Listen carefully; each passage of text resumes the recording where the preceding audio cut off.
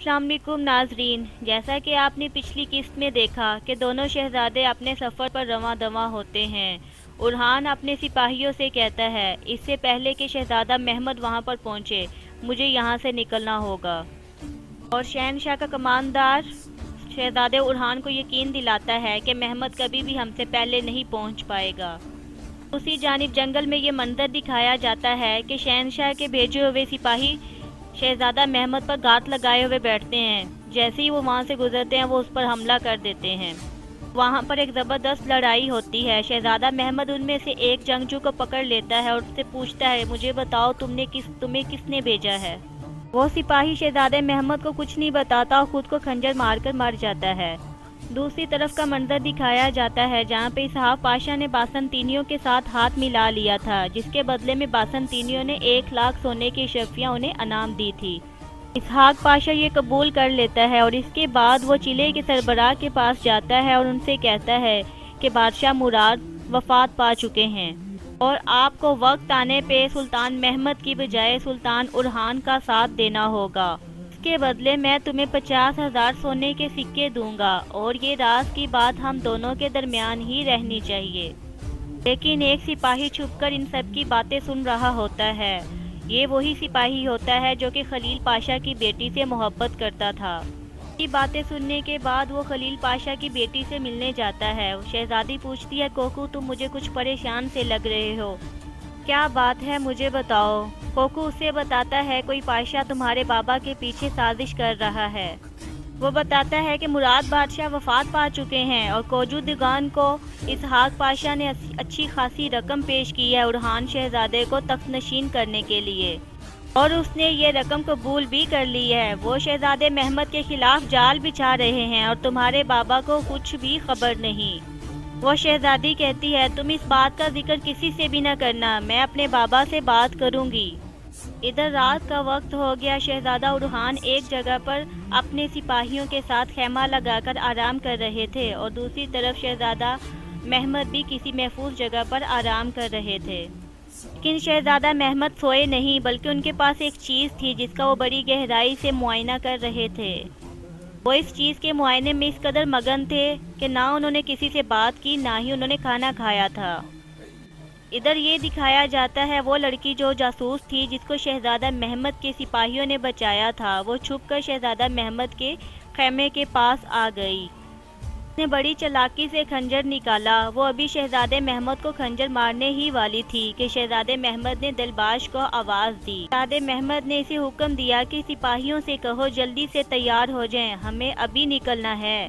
دلباش اس پر جواباً کہتا ہے سلطان ابھی ہمارے گھوڑوں نے بھی آرام نہیں کیا اور ابھی ہماری تیاری میں بھی وقت لگ سکتا ہے۔ شہزادہ محمد کہتے ہیں خیموں کو آگ لگاؤ، صرف گھوڑے ہمیں سمندر تک پہنچا دیں تو اتنا کافی ہے۔ ہمیں آج ہی رات سمندر پار کرنا ہوگا، اگر ہم نے دیر کر دی تو اورحان ہم سے پہلے پہنچ جائے گا۔ دلباش اس جاسوس لڑکی کو خیمے میں دیکھنے گیا تو وہ لڑکی وہاں پر موجود نہ تھی۔ پھر ایک سپاہی بتاتا ہے کہ ہمارا ایک گھوڑا بھی غائب ہے، ظاہر ہے وہ لڑکی اس گھوڑے پر بھاگ گئی۔ ادھر دوسری جانب خلیل پاشا کی بڑی بیٹی بتاتی ہے بابا آپ کے پیچھے سازش ہو رہی ہے، بادشاہوں میں سے کسی نے دوغان کو بہت خاصی رقم دی ہے اور وہ اورحان کو تخت پر بٹھانے کی بات کر رہے ہیں۔ خلیل پاشا پہلے اس سے کہتے ہیں کہ مجھے یہ بتاؤ کہ تمہیں یہ بات کس نے بتائی؟ ان کی بیٹی کہتی ہے پہلے آپ اس بات کی تصدیق کر لیں۔ خلیل پاشا اصرار کرتے ہیں مجھے بتاؤ تمہیں یہ بات کس نے بتائی؟ لیکن اس نے کہا کہ میں کچھ نہیں بتاؤں گی، میں مر جاؤں گی لیکن آپ کو نہیں بتاؤں گی۔ اس کے بعد خلیل پاشا سخت ناراض ہو کے وہاں سے چلے جاتے ہیں۔ ان کے جانے کے بعد ان کی دوسری بیٹی وہاں پر آ جاتی ہے اور وہ کہتی ہے بہن اگر مجھے پتا ہوتا کہ بابا آپ سے اس طرح سخت ناراض ہو جائیں گے تو میں آپ کو یہ بات کبھی نہ بتاتی۔ پھر اس کی بڑی بہن کہتی ہے میں محمد کے لیے اپنے گلے میں پھانسی کا پھندا بھی ڈال سکتی ہوں۔ دوسری جانب شہزادہ محمد اور اس کے سپاہی خیموں کو آگ لگا کر سمندر کی طرف بڑھ جاتے ہیں اور وہ لڑکی جو جاسوس تھی وہ ایک قلعے میں چلی جاتی ہے اور انہیں بتاتی ہے کہ شہزادہ محمد آج رات اپنے سپاہیوں کے ساتھ سمندر پار کرے گا۔ لڑکی کماندار سے کہتی ہے اگر تم اسے روکنے میں کامیاب ہو جاتے ہو تو تم بہت آسانی سے بحری فوج کے سربراہ بن سکتے ہو جس کے بعد وہ کماندار اپنے سارے سپاہیوں کے ساتھ محمد کا پیچھا کرنے کے لیے چلا جاتا ہے تاکہ شہزادہ محمد سمندر عبور نہ کر سکے۔ ادھر دوسری جانب شہزادہ محمد اپنے سپاہیوں کے ساتھ سمندر کنارے پہنچ جاتے ہیں اور صورتحال کا جائزہ لیتے ہیں۔ ان کا سپاہی دلباش انہیں بتاتا ہے کہ باسنطینی سپاہی ارد گرد پھیلے ہوئے ہیں۔ شہزادہ محمد اپنے سپاہیوں سے کہتے ہیں کہ ایک کشتی لے کے آؤ۔ پاشا ان کو بتاتے ہیں کہ سمندر پار کرنا ناممکن ہے، چاند بھی پوری طرح چمک رہا ہے۔ شہزادہ محمد اپنے سپاہیوں سے کہتے ہیں یا تو میں اپنا حق لوں گا یا میں اپنی جان دے دوں گا، اور آپ سب میں سے جس کو اللہ تعالیٰ پر اللہ کے بعد مجھ پر بھروسہ نہ ہو وہ پیچھے ہٹ سکتا ہے۔ اگر آج رات ہم سمندر عبور کر لیتے ہیں تو کل صبح ہم ادرنا شہر پہنچ جائیں گے۔ سلطان محمد کشتی پر بیٹھ کر سفر کرنا شروع کر دیتے ہیں۔ ادھر دوسری جانب خلیل پاشا غصے سے اسحاق پاشا کے پاس جاتے ہیں۔ سلطان اس کو بتاتے ہیں کہ تمہاری جو بات چیت دوغان سے ہو رہی تھی وہ کسی نے سن لی ہے۔ ادھر دوسری طرف سلطان محمد بار بار چاند کو دیکھ رہے ہوتے ہیں۔ دوسری طرف باسنطینی سپاہی سلطان محمد کی تلاش میں تھے، انہیں سلطان محمد کی کشتی نظر آ جاتی ہے۔ بھی وہ سلطان محمد پر حملہ کرنے ہی والے ہوتے ہیں کہ چاند گرہن شروع ہو جاتا ہے اور مکمل طور پر اندھیرا چھا جاتا ہے۔ باسنطینی سپاہی پریشان ہو جاتے ہیں۔ شہزادہ محمد بہت آسانی سے سمندر عبور کر لیتے ہیں۔ ان کا کماندار دلباش انہیں بتاتا ہے سردار جب آپ پیدا ہوئے تھے تو آسمان سے ایک ستارہ گزرا تھا۔